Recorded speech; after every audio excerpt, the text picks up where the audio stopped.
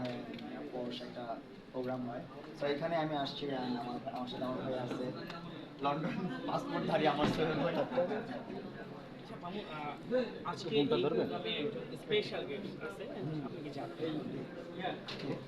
আপনি স্পেশাল উনি তো মেগা স্টার, ওনার ওনার শো এটা, উনি না থাকলে কে থাকবে, ওনার জন্যই তো আমরা আছি।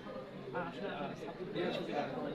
অবশ্যই দেখাবো না কেন, উনি আমাদের বাংলাদেশের গর্ব, উনি বাংলাদেশের মেগা স্টার, ওনার উপর তো আর কিছু নাই। আর যদি বলতে আসলে অনেক সময় আমরা কিছু করছি কিন্তু মামুন সাকিব খানের চেয়েও উঠছে, এটা আপনি কি মনে করেন? না না, আমি তো কখনো এটা মনে করি না। এটা অনেকের অনেক রকম কথা, অনেকের অনেক রকম চিন্তা ভাবনা, তাদের চিন্তাধারা থেকে তারা বলে। কিন্তু আমি কখনো তার উপরে মনে করি না নিজেকে। আমি অলওয়েজ চেষ্টা করি যে সে যেখানে আছে এখানে যাওয়ার। এটা আমার স্বপ্ন যে মেগাস্টার সাকিব খান ভাই যেখানে আছে এখানে একদিন ইনশাল্লাহ আমি যাবো। কারণ সবাই তো বয়স হবে, সবাই তো রিটায়ার্ড হবে, আর সাকিব ভাই যখন রিটায়ার্ড হবে তখন কে আসবে? আমার স্বপ্ন যে আমি ইনশাল্লাহ যেন এখানে যেতে পারি, আপনাদের দোয়া আমি চাই। আপনি অভিনয় শুরু করেছেন?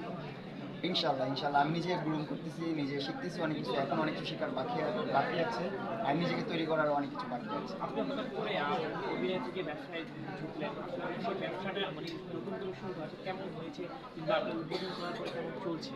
আলহামদুলিল্লাহ আমার ব্যবসাটা খুবই ভালো চলতেছে। আর ব্যবসা তো একটা হালাল জিনিস, এটা আমাদের ধর্ম অনেক সাপোর্ট করে ব্যবসা প্রতিষ্ঠান এটা। সো ব্যবসা প্রতিষ্ঠানটা ভালোই চলতেছে, অ্যান্ড আপনারা দোয়া রাখবেন যেন আরও ভালো চলে। আপনারা সবাই চলে আসবেন আমার প্রিন্স কার্ড সেলুনে, বসুন্ধরা রোডে, যমুনা ফিউচার পার্কের অপোজিটে। মামুন, আসলে আপনি এই বিজনেসের পিছনে আমার এই বিজনেসের পিছিয়ে পুরো অবদান হচ্ছে আমার মাসুদ ভাইয়া, যিনি হচ্ছে বাংলাদেশের একমাত্র বিউটি এক্সপার্ট আমার কাছে। আমি যাকে বলি অলওয়েজ, তাকে অনেক সবসময় সম্মান করি বড় ভাই হিসেবে। উনি সব অবদান এই বিজনেসের পিছনে। সাকিব খানকে টেক্কা দিতে নাকি মামুন সামনে নতুন পরিকল্পনা? না না না, এরকম এত দুঃসাহস আমার হয় নাই যে আমাদের মেগা স্টারকে টেক্কা আমি দিব।